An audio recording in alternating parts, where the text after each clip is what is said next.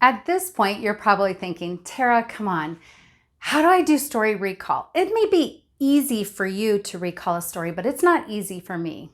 And my answer for you is, it used to not be easy for me too. But once I learned these tricks of storytelling for story recall, it became easier for me. Because what happens is you start creating in your mind a mental story map. And that map ends up creating a pattern like muscle memory. And it gets easier each time you practice it for your story recall. Now, one of my favorite tricks that I like to use, I learned while I was teaching at Grace University. I had some students that were really struggling with the process of listen or read the story, tell the story, listen or read the story, tell the story. It was not working. They really needed to work with print, with an outline or a phrase. And so what I started doing on the board with the class is that I would invite them to take, after hearing the story as a group, telling me, giving me an outline of one word in order for each division.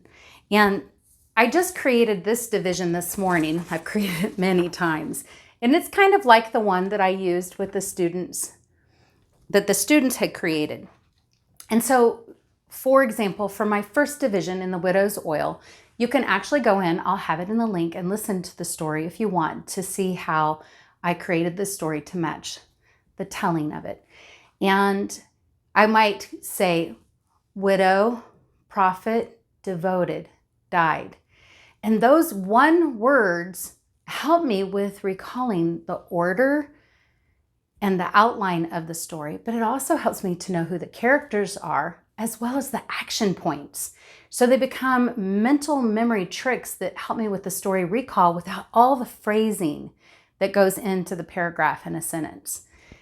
So you could also take it and create a story phrase. So you might say something like, widow, married, prophet, dead, or debt collector came, take sons, and just have those two phrases and use those to help you with your story recall. We would also sometimes draw a cloud up on the board for each of the divisions, and then I would challenge them to choose like 2 to 3 words to put in that cloud for the story recall for that division.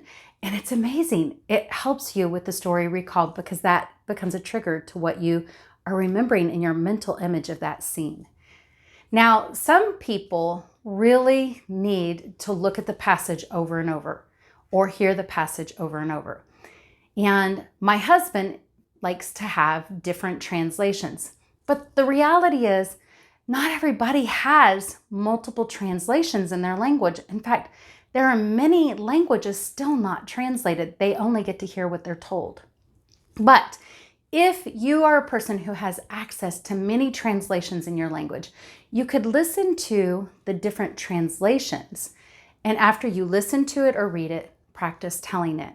Listen to it and read it, practice telling it. And what happens by listening to how it's translated in different translations, that also breaks down memorization so that you can internalize.